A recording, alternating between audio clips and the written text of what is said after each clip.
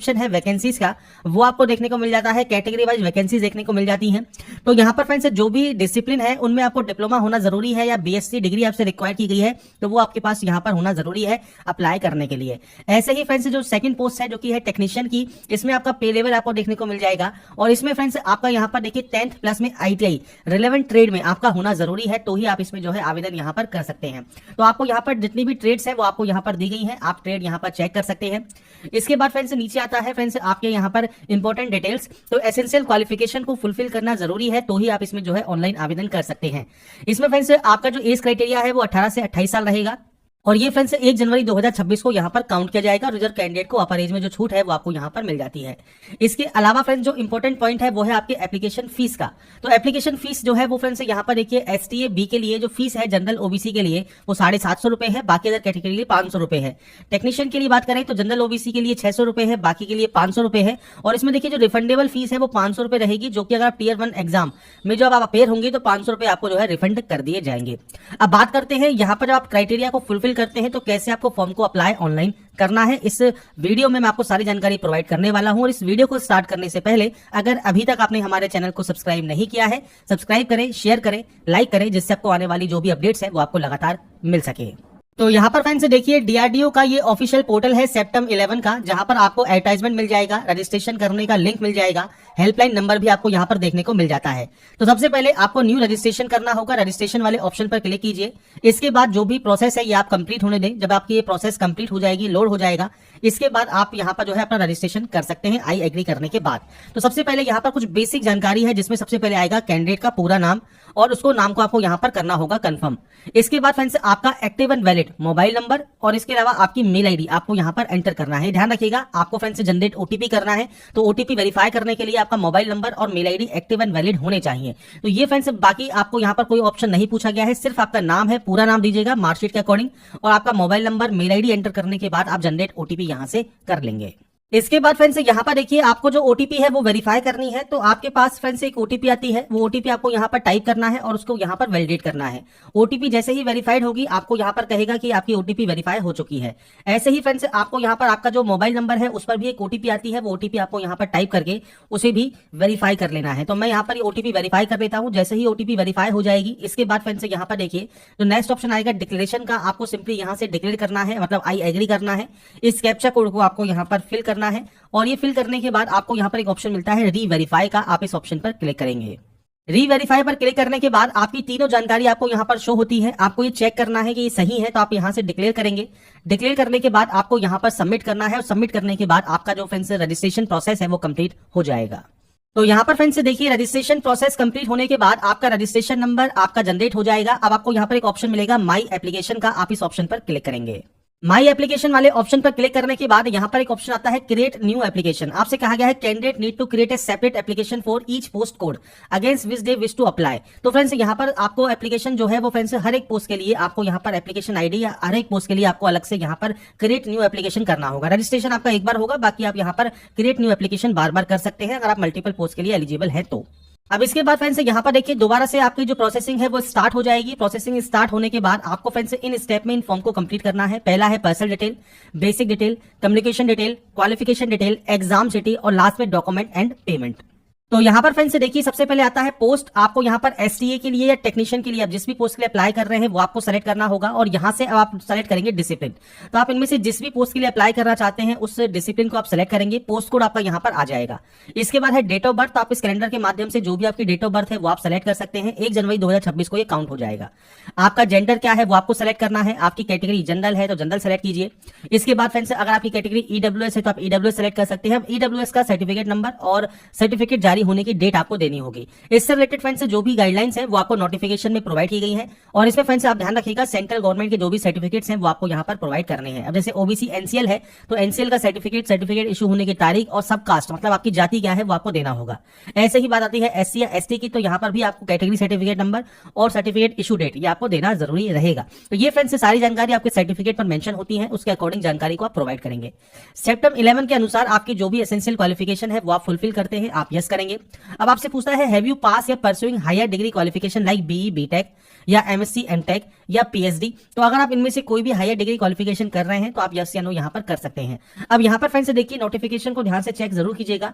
Notification में friends starting में ही आपको बताया गया है, जैसे प्लीज नोट वाले सेक्शन पर आप आएंगे, जैसे यहाँ पर बात हो रही है आपके एसटीए के लिए, तो यहाँ पर आपसे कहा गया है कि जो कैंडिडेट पोस्ट करते हैं, पोजेस करते हैं हायर क्वालिफिकेशन जैसे master of science, doctor of philosophy, bachelor of technology, मतलब बीई, बीटेक या एनी सब्जेक्ट में, डिसिप्लिन में, तो फ्रेंड्स यहाँ पर आपसे कहा गया है crucial date of validity shall not be considered for recruitment. तो फ्रेंड्स अगर आपके पास हायर क्वालिफिकेशन है तो आप यहाँ पर कंसीडर नहीं किए जाएंगे। तो ये जानकारी आपको यहाँ पर दी गई है। इसके अलावा फ्रेंड्स आप नीचे आते हैं, एजुकेशन क्वालिफिकेशन जो आपके टेक्नीशियन पोस्ट के लिए है, यहाँ पर भी आपसे यहाँ पर कहा गया है कि अगर आपके पास जो हायर क्वालिफिकेशन है, जो भी आप यहाँ पर देख रहे हैं क्रूशियल डेट ऑफ वैलिडिटी में, वो फ्रेंड्स आप कंसीडर यहाँ पर नहीं करते। कैंडिडेट विद डिप्लोमा या bachelor degree in science shall be eligible for recruitment to technician A. अगर आपके डिप्लोमा है या बैचलर डिग्री है साइंस में, मतलब बीएससी है, तो ही आप इसमें एप्लीकेबल यहाँ पर कर पाएंगे। तो ये फ्रेंड्स आपको जानकारी यहाँ पर देखने को मिल जाती है। अब जैसे मान लीजिए आप यहाँ पर पास सेलेक्ट करते हैं तो आपको कहता है यू आर नॉट एलिजिबल, तो यहाँ पर फ्रेंड्स आप एलिजिबल ही नहीं होंगे। आप परस्यूइंग करते हैं तो आप परस्यूइंग में कोई दिक्कत नहीं है, मतलब अभी आप कर रहे हैं, आप यहाँ पर नहीं कर रहे हैं तो आप नॉट एप्लीकेबल कर सकते हैं। ऐसे ही एमएससी एमटेक में आपको जानकारी लेनी है, पीएचडी में आपको जानकारी यहाँ पर प्रोवाइड करनी है।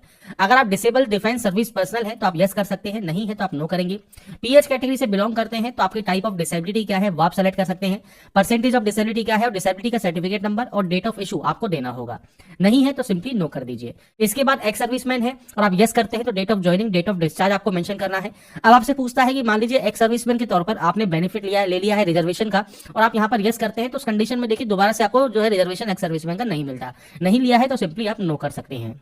इसके बाद फ्रेंड्स नेक्स्ट ऑप्शन आता है स्पोर्ट्स पर्सन का। अगर आप स्पोर्ट्स पर्सन है और आप यस करते हैं तो स्पोर्ट्स का नाम आपको सेलेक्ट करना होगा। देखिए मल्टीपल ऑप्शंस आपको यहाँ पर मिल जाते हैं, और आपका स्पोर्ट्स लेवल किस तरह का है वो आपको यहाँ पर सेलेक्ट करना होगा।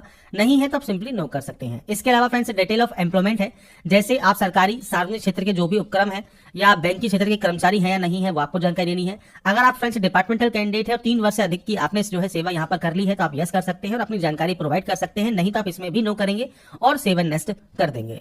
इसके बाद फ्रेंड्स नेक्स्ट ऑप्शन आता है बेसिक डिटेल्स का। तो यहाँ पर देखिए सबसे पहले पूछता है आपके पिता का नाम और आपकी माँ का नाम। तो ये आपको आपका पूरा पिता का नाम, माता का नाम मेंशन करना है, नेशनलिटी देनी है।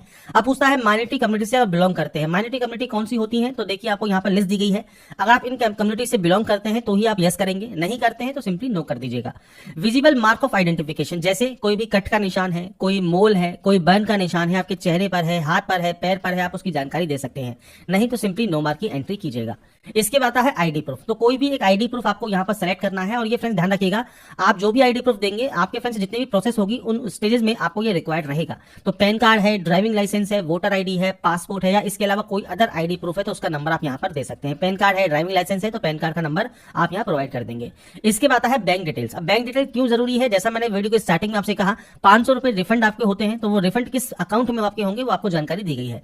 तो आपको सबसे पहले देना है बैंक का नाम। तो फ्रेंड्स यहाँ पर ध्यान रखिएगा जो भी आप जानकारी यहाँ पर प्रोवाइड कर रहे हैं ये आपकी बैंक की जो पासबुक है उसके फर्स्ट पेज पर आपको इसकी जानकारी यहाँ पर देखने को मिल जाती है। तो आपको फ्रेंड्स आपकी बैंक की पासबुक के फर्स्ट पेज को चेक करना है, उस पे बैंक का नाम लिखा होगा, अकाउंट होल्डर नेम लिखा होगा, उसे आप कंफर्म करेंगे, बैंक अकाउंट नंबर लिखा होगा, बैंक का आईएफएससी कोड भी लिखा होता है, बैंक ब्रांच लिखी होती है। तो ये सारी की सारी जानकारी आपको बैंक की पासबुक के जो है फर्स्ट पेज पर ही देखने को मिल जाती है। तो उसके अकॉर्डिंग आप यहाँ पर जानकारी को एंटर करेंगे और उसके बाद सेव एंड नेक्स्ट आप यहाँ से डाटा को कर सकते हैं।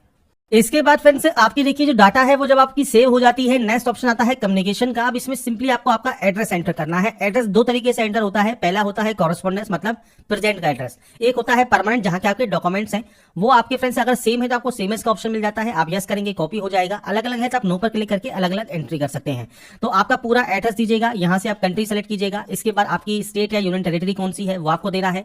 इसके बाद डिस्ट्रिक्ट कौन सा है, आपका पिन कोड क्या है ये आपको देना होगा। अगर ये सेम है तो आप यस कर सकते हैं, नो करके आप अलग अलग एंट्री कर सकते हैं। अगर ये अलग अलग है तो ये आपके ऊपर डिपेंड करता है आपका क्या एड्रेस है, उसके अकॉर्डिंग आप एंट्री करेंगे। इसके बाद फ्रेंड्स नेक्स्ट ऑप्शन क्वालिफिकेशन का है। क्वालिफिकेशन में सबसे पहले यहाँ पर पूछता है बोर्ड का नाम। तो आपके जो भी बोर्ड का नाम है पूरा नाम आप मेंशन कीजिएगा। इसके बाद स्कूल का नाम आपको देना है तो आप स्कूल का नाम मेंशन कर दीजिएगा, और ये सारी जानकारी आपकी मार्कशीट पर अवेलेबल होती है। अब 10th के लिए आप ऑल जनरल सब्जेक्ट्स यहाँ पर लिख सकते हैं, या फ्रेंड्स आप यहाँ पर आपकी जितनी भी सब्जेक्ट्स आपने पढ़ी हैं आप यहाँ पर इस तरह से आपकी सब्जेक्ट्स की जो एंट्री है वो आप यहाँ पर कर सकते हैं। तो मैं यहाँ पर आपको सिर्फ सिंपली जो है शॉर्ट में बता रहा हूँ, आपकी जो भी सब्जेक्ट्स आपने पढ़ी हैं आप उनकी जानकारी यहाँ पर प्रोवाइड कर देंगे। इसके बाद फ्रेंड्स नीचे आता है परसेंटेज ऑफ मार्क्स। तो आप यहाँ पर देखिए, अगर आपका परसेंटेज है तो परसेंटेज, अगर आपका सीजीपीए है तो सीजीपीए आप यहाँ सेलेक्ट कर सकते हैं। अब सीजीपीए में देखिए आपके ऑप्टेन सीजीपीए, टोटल सीजीपीए आपको देना है और सीजीपीए से परसेंटेज में आपको कन्वर्ट करना है। आपकी फ्रेंड्स बोर्ड का अगर कोई फॉर्मुला है उससे आप कन्वर्ट कर सकते हैं। अगर कोई बोर्ड का फॉर्मुला नहीं है तो आप 9.5 से मल्टीप्लाई कीजिएगा आपका जो भी ऑप्टेन सीजीपीए है और उसे आप कन्वर्ट कर लीजिएगा परसेंटेज में। या आप गूगल पर जाएंगे, सीजीपीए टू परसेंटेज आप मेंशन कीजिएगा, वहां पर आपको मल्टीपल जो है कैलकुलेटर मिल जाएंगे, उससे भी अपनी परसेंटेज को आप कन्वर्ट करके मेंशन कर सकते हैं। और इसमें फ्रेंड्स यहाँ पर देखिए, अगर आपका परसेंटेज सिस्टम है तो मार्क्स ऑब्टेन आपको यहाँ पर सबसे पहले देने हैं, इसके बाद मैक्सिमम मार्क्स देना है और इसके बाद आपको ईयर ऑफ पासिंग देना है, मतलब आपने इसको कब पास किया है वो जानकारी आप प्रोवाइड कर देंगे। ऐसे ही नीचे आता है सेकंड क्वालिफिकेशन। अब यहाँ पर देखिए आपके पास आईटीआई या एनटीसी है, आप इसे सेलेक्ट कर सकते हैं। एनएसी है वो आप सेलेक्ट कर सकते हैं। सर्टिफिकेट है आपके पास मिनिमम 1 साल का, तो वो आप सेलेक्ट कर सकते हैं। तो इनमें से जो भी क्वालिफिकेशन है वो आप सेलेक्ट कीजिएगा। अगर आप फ्रेंड्स दूसरी पोस्ट के लिए अप्लाई कर रहे हैं तो वहां पर डिप्लोमा या बीएससी रिक्वायर्ड रहेगा, तो आप उसकी जानकारी प्रोवाइड करेंगे। अब इनमें से किस स्ट्रीम में या ट्रेड में आपने किया हुआ है, आपकी इंस्टीट्यूट जहां से आपने इसको पास किया है उस इंस्टीट्यूट का नाम आप दीजिएगा। इसके बाद सेम आपका जो है परसेंटेज सिस्टम है, सीजीपी सिस्टम है तो सेम आपको सीजीपी देना है, और परसेंटेज सिस्टम है तो आपको आपके नंबर्स की एंट्री करनी है। यहाँ पर डेट ऑफ पासिंग देना है और ड्यूरेशन ऑफ कोर्स आपको यहाँ पर देनी है, कब तक आपका कोर्स रहा है, इस ड्यूरेशन क्या रहा है। इसके बाद कोई एडिशनल क्वालिफिकेशन आपके पास है और आप यस करते हैं तो उस एडिशनल क्वालिफिकेशन की जानकारी आप प्रोवाइड कर सकते हैं, नहीं तो आप यहाँ पर सिंपली नो करेंगे।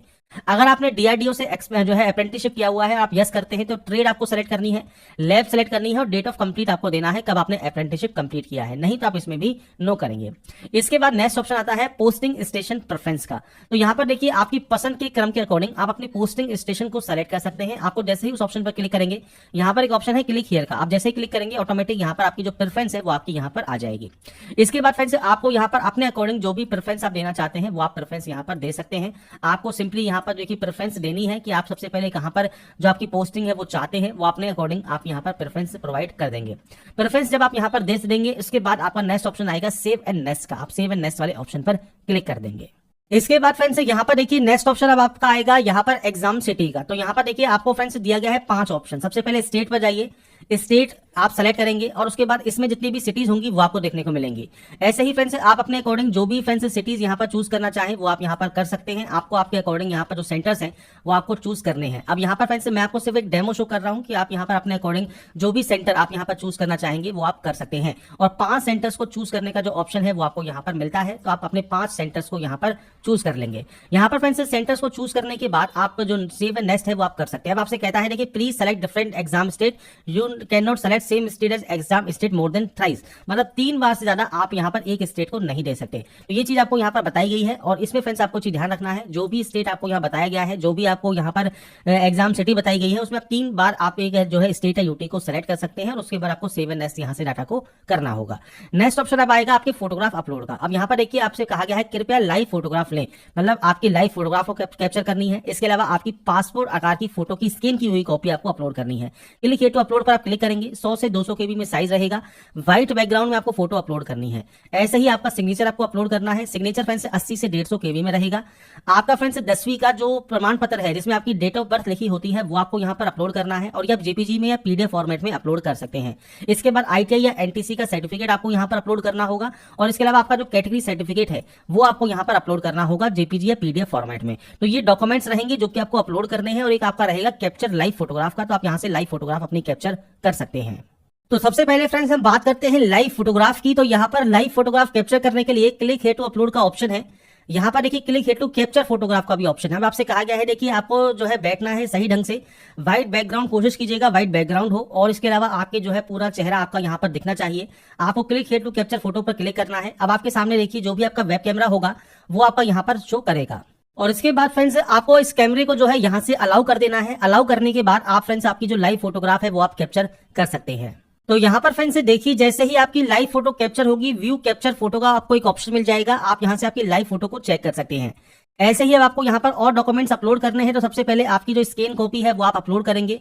ब्राउज टू अपलोड पर क्लिक कीजिए, और इसके बाद फ्रेंड्स आपकी देखिए फाइल यहाँ पर अपलोड हो जाएगी। आप यहाँ से व्यू अपलोडेड भी चेक कर सकते हैं। ऐसे ही आपको यहाँ पर साइन अपलोड करना है, और यहाँ पर ये अपलोड करने के बाद फ्रेंड्स आपको देखिए जितने भी व्यू के ऑप्शन मिलते हैं आप यहाँ से एक बार व्यू जरूर कर लीजिएगा, चेक कर लीजिएगा ये सही से अपलोड हुए हैं या नहीं हुए हैं। इसके बाद फ्रेंड्स नीचे आप आएंगे, आपको एप्लीकेशन फीस देखने को मिलेगी। इसके बाद आपको यहाँ पर कहता है कि वेबसाइट पर आपका जो स्कोर है, परीक्षा का जो रैंक है वो प्रकाशित करने के आप सहमति देते हैं, आप यस करेंगे। इसके बाद आपको यहाँ पर सिंपली जितने भी ऑप्शंस हैं इनको आपको डिक्लेयर करना है। डिक्लेयर करने के बाद प्रीव्यू चेक करना है। प्रीव्यू चेक करने के बाद फ्रेंड्स आपको यहाँ पर सिंपली सबमिट का एक ऑप्शन मिलेगा। आप सबमिट वाले ऑप्शन पर क्लिक कर देंगे। अब आपको यहाँ पर देखिए पेमेंट करना होगा। पेमेंट आप मल्टीपल ऑप्शन से कर सकते हैं, चाहे कार्ड से करें, नेट बैंकिंग से कर सकते हैं। सिंपली यूपीआई पर जाइए, यूपीआई क्यूआर कोड वाले ऑप्शन को सेलेक्ट कीजिए, पे नाउ वाले ऑप्शन पर क्लिक कीजिए और उसके बाद फ्रेंड्स आपके सामने देखिए यहाँ पर एक जो है क्यूआर कोड आ जाएगा। आप इसे स्कैन करके जो आपका पेमेंट है वो आप कंप्लीट कर सकते हैं। पेमेंट कंप्लीट होने के बाद फ्रेंड्स आपकी देखिए जो प्रोसेस है वो कंप्लीट यहाँ पर हो जाएगी। तो यहाँ पर देखिए फ्रेंड्स जो प्रोसेस है डीआरडीओ सेप्टेम 11 एप्लीकेशन फॉर्म 2025 आप कैसे अप्लाई कर सकते हैं वो जानकारी मैंने आपको प्रोवाइड कर दी है। अगर आपको बाद में भी लॉगिन करना है तो लॉगिन का ऑप्शन आपको दिया गया है। आपके रजिस्ट्रेशन नंबर एंड पासवर्ड के साथ आप लॉगिन यहाँ पर कर सकते हैं। अप्लाई करने से पहले नोटिफिकेशन को ध्यान से रीड आउट जरूर कर लें। बाकी की जानकारी इसकी ऑफिशियल वेबसाइट पर जाकर आप चेकआउट कर सकते हैं। और ध्यान रखिएगा जो ये फॉर्म है ये आपके स्टार्ट हो चुके हैं, 1 जनवरी 2026 तक आप इसमें ऑनलाइन अप्लाई कर सकते हैं।